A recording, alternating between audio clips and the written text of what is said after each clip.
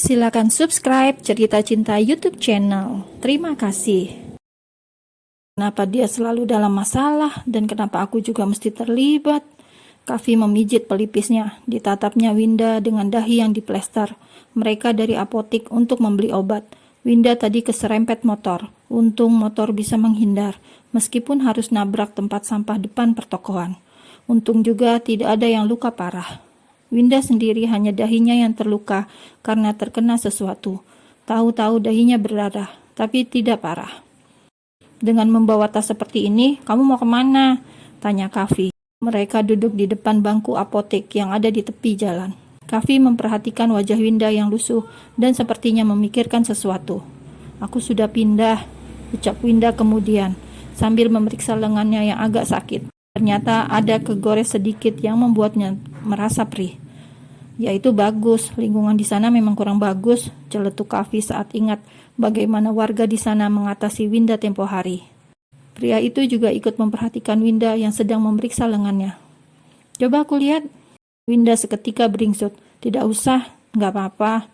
Kavi menghela nafas panjang, lalu menarik paksa lengan wanita yang selalu ketus padanya tersebut. Mana hensaplasnya? Ia mengulurkan tangan, meminta benda seperti selotip yang mengandung antiseptik tersebut. Aku bisa sendiri. Winda! Dengan masam Winda membuka kantong kresek dan mengeluarkan satu buah hensaplas yang baru dia beli di apotek. Dengan sabar pula, Kavi membuka hensaplas dari tutupnya, kemudian menempelkan pada kulit lengan Winda yang kegores. Setelah menempel sempurna, ia usap. Sudah. Kenapa kau baik padaku? Aku tidak suka bergantung pada orang lain, dan kau membuat aku merasa tidak nyaman. Batin Winda yang merasa mulai respek pada Kavi. Tapi ia tidak mau terlalu berharap, sebab pernah kehilangan sandaran hidup, yaitu sosok ayah, cukup membuat Winda terluka. Terima kasih, Winda kemudian beranjak. Ini sudah larut malam. Dia akan segera mencari hotel untuk menginap malam ini. Kau mau kemana? Sudah memiliki tempat tujuan? Cegah Kavi sambil mengambil paksa tas yang dibawa Winda. Aku akan cari hotel. Kau berhutang banyak padaku. Bukannya berhemat untuk membayar hutangmu, kau mau foya-foya. Winda tersentak. Ia mendongak menatap wajah Kavi dengan jengkel. Ini sudah malam. Mau cari kosan juga sudah larut. Ujar Winda yang sudah capek hati, capek badan, capek pikiran. Tidak usah cari hotel, ikut denganku. Mereka menuju parkiran apotik. Dan Kavi langsung memakai tas yang dibawa Winda. Ayo, seru Kavi yang sudah naik motor duluan. Kau mau di sini sampai malam? Cetus Kavi yang melihat Winda ragu-ragu naik motornya. Aku cari losmen saja, ujar Winda yang tidak mau ikut dengan Kavi. Kavi kan pria mesum. Dia bahkan sempat melihat Kavi hampir mendaratkan bibirnya ke Bu Venita. Membayangkan saja ia ngeri. Kalau kau tidak menurut, aku akan minta bunga berkali lipat dari pinjaman yang kau terima, ancam Kavi kemudian. Apa? Segitu saja aku bingung mau membalikannya, batin Winda panik. Akhirnya, mau tidak mau, ia pun naik motor, boncengan dengan Kavi. Pegangan, tintah Kavi. Dengan ragu, Winda memegang ujung jaket pria tersebut. Sepertinya Kavi sengaja menambah kecepatan. Alhasil, Winda pun spontan memeluk pinggang Kavi. Dari balik helm super mahalnya, Kavi tanpa sadar tersenyum. Pegangan yang kencang, Win, nanti jatuh. Kurangi kecepatan, kita nggak balapan, celetuk Winda. Apa? Aku nggak dengar, teriak Kavi pura-pura tidak dengar. Jangan kenceng-kenceng, gue takut, balas Winda jengkel. Kavi tersenyum lebar. Siapa wanita ini? Hanya wanita penuh masalah, tapi cukup menyita pikiranku. Aku selalu ikut dalam masalahnya. Hei Winda, siapa kamu? Kavi terus mengemudi dengan hati yang tidak seperti biasanya. Ada sesuatu yang berbeda. Mungkin Kavi penasaran. Ya, penasaran dengan kehidupan miskin yang dijalani oleh gadis seperti Winda. Apartemen. Loh, kok di sini? Apa Kavi tinggal di sini juga? Apa dia menyewa apartemen temannya? Atau apartemen temannya yang kosong ia tempati untuk sementara? Winda menduga-duga saat mereka sudah sampai di apartemen. Ayo masuk, sudah sangat malam, ajak Kavi saat memakai tas Winda di punggungnya. Saat masuk lift dan ketika Kavi menekan di mana lantai tempatnya tinggal, Winda sedikit tertegun. Maaf Kav, boleh aku tanya satu hal? Silakan. Apa kau mengenal Pak Arjun? Kavi langsung diam. Apa kau sudah tahu aku siapa? Batin Kavi. Ya pasti kenal, dia kan pemilik grup Tursign. Bukan, maksudnya bukan itu. Apa kalian kenal lebih dekat? Karena aku pernah ke sini dan melihat beliau juga di sini. Kau pernah ke sini? Kapan? Kavi langsung antusias. Ia mulai menebak. Jangan-jangan Winda sudah datang saat ia menunggu gadis tersebut sampai pagi. Itu tidak penting, jawab dulu pertanyaan dariku. Tidak, aku tidak mengenalnya. Kami hanya kenal karena dia kan bos kita. Kavi harus bohong, dan sepertinya Winda juga tidak tahu kalau ia dan Arjun adalah adik kakak. Sudah kuduga. Kavi langsung masam. Dan jawab pertanyaan dariku, kapan kau kesini? Oh, waktu aku mau mengucapkan terima kasih pada seseorang yang sudah membebaskanku dari kasus hukum. Terus? Aku belum sempat karena beliau malah dibawa ke rumah sakit, jawab Winda jujur. Rumah sakit? Aku seharian menunggu di dalam apartemen. Kapan aku ke rumah sakit? Pikir Kavi yang tidak paham maksud Winda. Win, ya, siapa yang membantu keluar dalam masalah saat bersama Bora? Pak Arjun. Seketika Kavi langsung menyandarkan punggung di dinding lift. Kenapa bisa jadi Mas Arjun? Itu aku, Winda. Batin Kavi protes.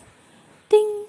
Pintu lift terbuka. Kavi keluar dari sana dengan langkah yang tidak bersemangat.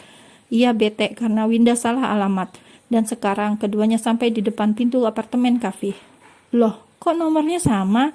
Tanya Winda saat ingat alamat yang pernah ditulis oleh Pak Joni bersama tim pengacara. Ya memang sama, cetus Kavi setengah hati. Kalian tinggal bersama? Sudah, ayo masuk, di luar dingin. Winda semakin bingung saja, tapi ia pun ikut masuk bersama pria itu. Ketika dia masuk, Winda malah melihat sesuatu yang membuat kaget. Arjun tidur dengan kemeja berantakan. Tangannya masih memegang botol. Pria itu tergeletak di atas sofa. Sial. Untuk Kavi tambah kesal. Ya ampun, aku gak nyangka dia seperti ini. Pembohong besar, katanya gak kenal. Lalu ini apa? Kalian malah tinggal bersama. Aku mengerti sekarang. Uang sebanyak itu yang dia berikan padaku pasti dari Pak Arjun. Pikir Winda saat melihat bos Tursign Group teler di apartemen Kavi. Pak Arjun, kenapa Bapak tidur di sini? Kavi menepuk pipi Arjuna. Ia pura-pura tidak kenal sang kakak karena ada Winda di dalam sana. Dasar kakak yang lagi stres berat karena suatu hal, banyak pekerjaan dan masalah pribadi yang akhirnya memutuskan minum di tempat Kavi. Ya, kalau ada masalah, ia suka mengganggu dan mengusik adiknya itu, seperti malam ini. Pak, panggil Kavi dengan intonasi yang meninggi agar kakaknya bangun. Bruk, ya ampun, bagi Winda yang melihat kaki Arjun malah menendang Kavi sampai terduduk di lantai. Sebentar Win, aku urusin Pak Arjun dulu. Kamu masuk saja, istirahat di sana. Itu kamarnya. Kavi menunjuk sebuah pintu dengan tangannya agar Winda masuk dulu. Ia akan mengatasi sang kakak yang mabuk parah. Sudah tahu tidak bisa tahan dengan minuman, ini malah minum 1 botol. Pasti Arjun punya masalah berat, pikir Kavi. Tapi itu Pak Arjuna kan? Nanti aku jelasin, kamu istirahat saja. Mendengar suara wanita yang terdengar samar-samar, mata Arjun mengejap. Kau di sini? Arjuna langsung duduk meski agak sempoyongan. Jelas ia belum mendapat kesadarannya.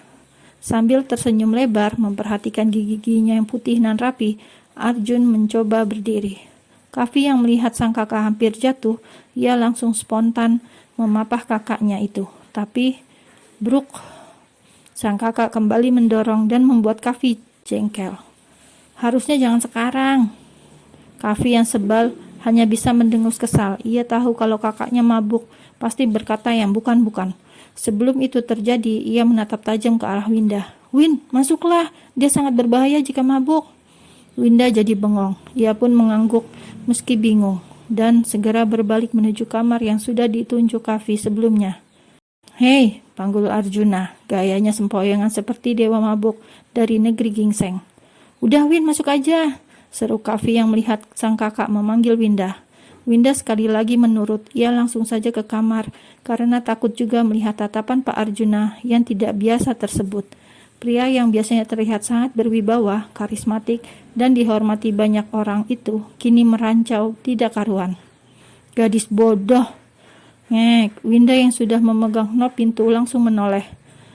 Apa-apaan lagi nih? Desis Kavi kesal pada abangnya tersebut. Ia pun memegangi lengan sang kakak agar duduk kembali sebelum merancau tidak jelas. Tapi sial bagi Kavi, ia malah ditepi dengan kasar. "Hei, sini kau, berani sekali sekarang." Winda menunjuk hidungnya dengan ibu jarinya. Apa dia yang dimaksud Pak Arjun? Lalu kenapa dia dikatakan bodoh? Winda menatap Kavi penuh tanya. Keduanya saling melempar pandangan. "Sudah Win, masuk saja. Jangan ikut campur anak nakal." "Buk," Arjun menoyor lengan Kavi cukup keras. Mabuk, tapi tenaganya boleh juga, hingga Kavi meringis kesakitan. "Kau tidak apa-apa, Kav?" tanya Winda. "Kemari, jangan pergi dan jangan bicara dengan dia." Arjun menunjuk Kavi dengan marah. "Jangan pernah bicara pada pria, jangan pernah tidur dengan pria, jangan." Arjun terkekeh kemudian berjalan sempoyongan mendekati Winda. Setelah hanya tersisa beberapa langkah, tiba-tiba tubuhnya tumbang, pria itu malah pingsan. Untung Winda berlari mendekat dan langsung menangkap tubuh bosnya tersebut. Melihat hal itu dari tempatnya berdiri, Kavi hanya bisa mengusap wajahnya dengan kasar. Kavi kemudian memapah sang kakak dan membawanya ke dalam kamarnya.